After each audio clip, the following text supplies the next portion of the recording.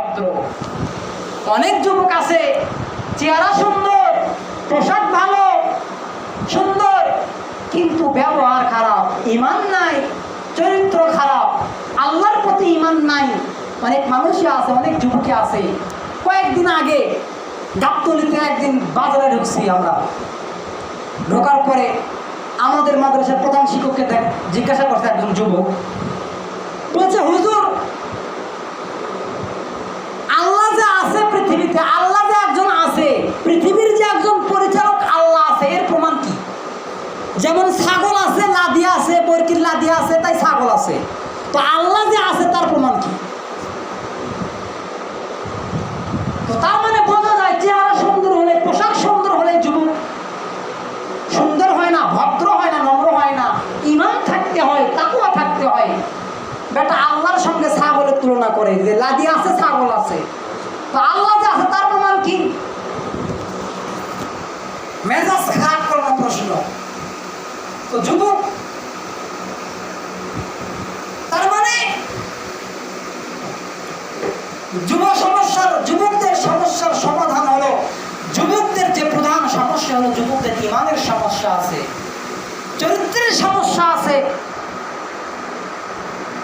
তো ঈমান যদি ভালো হয় তাহলে যুবক ভালো, তাহলে যুবক মানুষের জন্য কল্যাণকর, বাবা মার জন্য ভালো, বাবা মার কোনো টেনশন নাই, পেরেশানি নাই। যুবক যদি খারাপ হয়, বাবা মার চিন্তা, সমাজের লোকের হাই হতাশ, রাষ্ট্রের সমস্যা, পেশার সঙ্গে জড়িত, খারাপ হলে জিনা ব্যভিচারের সঙ্গে জড়িত।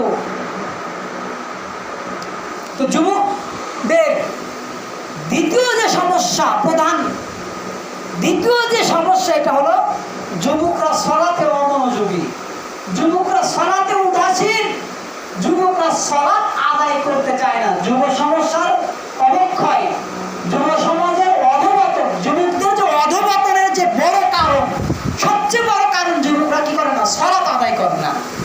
আজ থেকে 5 বছর 7 বছর আগেও যুবকরা মসজিদে গিয়ে সালাত আদায় করছে, মসজিদে সালাত আদায় করতে দুষ্টামিও করছে।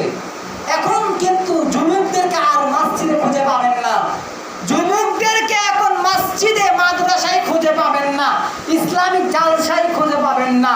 যুবকদের খুঁজে পাবেন হলো ওই যে বিভিন্ন মাসাঙ্গে, বিভিন্ন আপনার হোটেলে, বিভিন্ন ক্লাব বোর্ডের স্টলে, বিভিন্ন দোকানপাটে, বিভিন্ন মাসাঙ্গে যুবকরা ফ্রি ফায়ার, পাবজি, বিভিন্ন গেমে আসক্ত হয়ে আপনার সন্তানেরা সালাত বাদ দিয়ে তারা ডুবে আছে। তো একজন যুবক যদি মুসলিম যুবক হিসাবে যদি পরিচয় দিতে চায়, তাহলে সর্বপ্রথম তাকে সালাত আদায় করতে হবে। সালাত আদায় করে তাকে মুসলিম যুবক হিসেবে পরিচয় দিতে হবে। নতুবা আপনি মুসলিম যুবক হিসেবে, চরিত্রবান যুবক হিসেবে পরিচয় দিতে পারবেন না। আপনার সন্তান যদি সালাত না আদায় করে, মুসলিম ঘরের সন্তান হয়ে যদি সালাত না আদায় করে, তাহলে সে একজন মুসলমান ঘরের সন্তান বলে পরিচয় দিতে পারবে না। একটা ছেলে সারা রাত মোবাইল টেপে, সারা রাত ফোন চালায়, সারা রাত চ্যাটিং করে, কিন্তু ওই ছেলেটাই ফজরের নামাজ পড়তে ওঠে না, ওই ছেলেটাই ফজরের সালাত আদায় করে না। সারা রাত ফোন চালাইতে পারে কিন্তু ফজরের সালাত আদায় করতে পারে না। এটা হলো যুবকদের অধঃপতনের সবচেয়ে বড় কারণ, সবচেয়ে বড় কারণ। এবার আসেন নাম্বার 3, অধঃপতনের কারণ নাম্বার 3।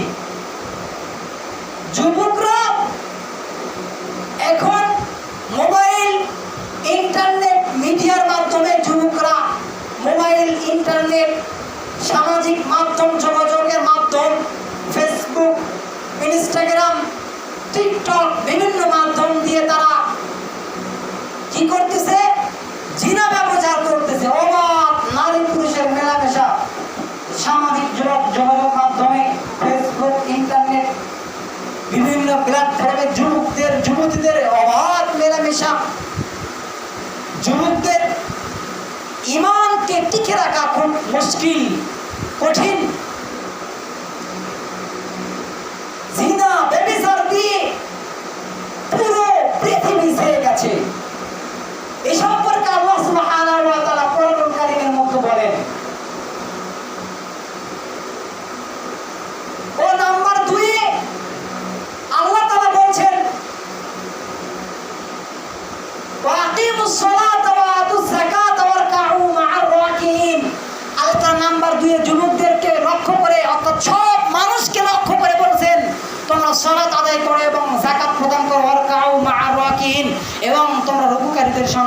করো। এখানে যুবক যুবতী আবাল বৃদ্ধা যারা আছে সবাইকে আল্লাহ সালাতের তাগিদ দিয়েছেন, কিন্তু 2 নম্বর সমস্যা হলো যুবকরা সালাতে অমনোযোগী, সালাত আদায় করতে চায় না, সারা রাত জেগে থাকবে কিন্তু সালাত আদায় করবে না। এটা হলো 2 নম্বর। 3 নম্বরে হলো আল্লাহ তাআলা বলছেন, আল্লাহ সুবহানাহু ওয়া তাআলা বলছেন যে সূরাতুল বানী ইসরাঈল 2 নম্বরটা সূরা বাকারা 43 নম্বর আয়াত, 3 নম্বর সূরা বানী ইসরাঈল 15 নম্বর পারা, 15 নম্বর পারা আয়াত নম্বর 32। আল্লাহ বলেন, ওয়ালা তাকরাবুজ জিনা ইন্নাহু কানা ফাহিশা ওয়া সাআত সাবিলা। আল্লাহ রাব্বুল আলামিন বলেন, যুবক যুবতীদেরকে লক্ষ্য করে বলেন ওয়ালা তাকরাবুজ জিনা। আল্লাহ বলেন ওয়ালা, খবরদার খবরদার, ওয়ালা তাকরাবুজ জিনা, তোমরা জিনার নিকটবর্তী হয়ো না। এখানে কিন্তু আল্লাহ বলেননি তোমরা জিনা করো না, তোমরা ব্যভিচার করো না। আল্লাহ কি বলছেন, খবরদার খবরদার, ওয়ালা তাকরাবুজ জিনা, তোমরা ব্যভিচারের নিকটবর্তী হয়ো না। জিনা করা তো দূরের কথা, তোমরা ব্যভিচারের নিকটবর্তী হয়ো না, নিকটতম হয়ো না। তার মানে যে সমস্ত কাজ দ্বারা যে সমস্ত কর্ম দ্বারা জিনা হয়, যে সমস্ত কাজ করলে জিনার আকাঙ্ক্ষা জাগে, ব্যভিচার করার আকাঙ্ক্ষা জাগে, ওই সমস্ত কাজের তোমরা নিকটবর্তী হয়ো না, ওই সমস্ত কাজের তোমরা ধারের কাছেও যেও না। এখন জিনা ব্যবসারের মাধ্যম করার মাধ্যমটা কোন কোন কাজগুলো? এই যে ইন্টারনেট, মোবাইল, এগুলোর মাধ্যমে কিন্তু জিনা ব্যবসারের, এগুলো হলো জিনা ব্যবসার করার মাধ্যম, বড় মাধ্যম। একটা ছেলে ভালো, তার দ্বারা কোনো অন্যায় হয় না, তার দ্বারা কোনো অপকর্ম হয় না, কিন্তু সে যখন মোবাইলের মধ্যে সারাদিন আসক্তিতে থাকে, মোবাইল নিয়ে পড়ে থাকে, তখন ওই মোবাইলের মাধ্যমেই চোখের জিনা করা সম্ভব, ওই মোবাইলের মাধ্যমে হারাম পথ অবলম্বন করা সম্ভব। তাই আল্লাহ তাআলা বলেছেন ওয়ালা তাকরাবুজ জিনা ইন্নাহু কানা ফাহিশা ওয়া সাআত সাবিলা। আল্লাহ বলেন খবরদার খবরদার, যে সমস্ত কর্ম দিয়ে, যে সমস্ত মাধ্যম দিয়ে জিনা হয়, তোমরা ওই সমস্ত মাধ্যমের নিকটবর্তী হয়ো না। যদি আপনি আশঙ্কায় থাকেন যে মোবাইল চালালে, যদি আপনি আশঙ্কা থাকেন আপনার দৃষ্টি, আপনার চোখের কারণে আপনি জিনা হওয়ার, পাপ হওয়ার আশঙ্কা আছে, তাহলে সে সমস্ত মাধ্যম থেকে, সে সমস্ত প্ল্যাটফর্ম থেকে আপনার দৃষ্টিশক্তিকে ফিরিয়ে নিতে হবে। সেই সমস্ত প্ল্যাটফর্ম আপনাকে চালানো কমিয়ে দিতে হবে, বাদ দিতে হবে, বাতিল করে দিতে হবে।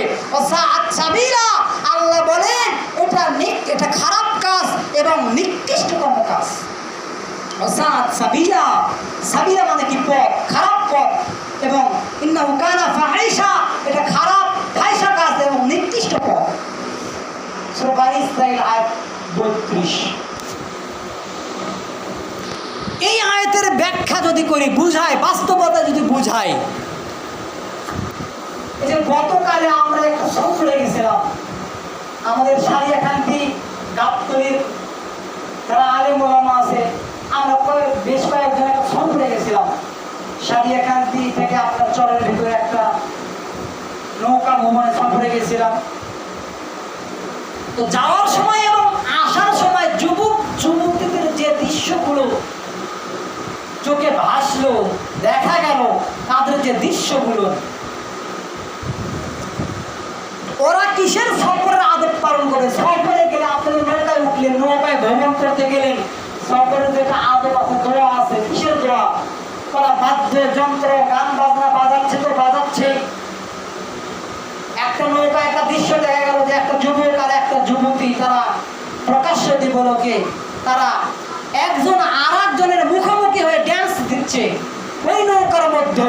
অথচ আপনার নৌকায় আরোহণ করার পরে আমরা দেখলাম প্রচুর স্রোত, নদীর পানির প্রচুর স্রোত, আর সেখানে ওরা কি করতেছে? আমোদ করতেছে, ফুর্তি করতেছে, গান বাজনা, ড্যান্স দিচ্ছে। অথচ মাদানী হুজুরেরা দোয়া কালাম করে হুঁশ পাচ্ছে না, আর সেখানে ওরা বাদ্যযন্ত্র দিয়ে ড্যান্স দিচ্ছে, নারী পুরুষের অবাধ মেলামেশা। তো আল্লাহ বলছেন তোমরা জিনার কাছেও গিয়েও না, নিকটবর্তী হয়েও না। যে সমস্ত মাধ্যম দিয়ে জিনার আশঙ্কা থাকে সে সমস্ত মাধ্যম তোমরা দূরে থাকো, সেই সমস্ত মাধ্যম থেকেও তোমরা দূরে থাকো। আর কি করে এই সমস্ত যুবক ছেলে পেলে নদীর ভিতরে গিয়ে ড্যান্স দিচ্ছে, গান বাজনা বাজাচ্ছে।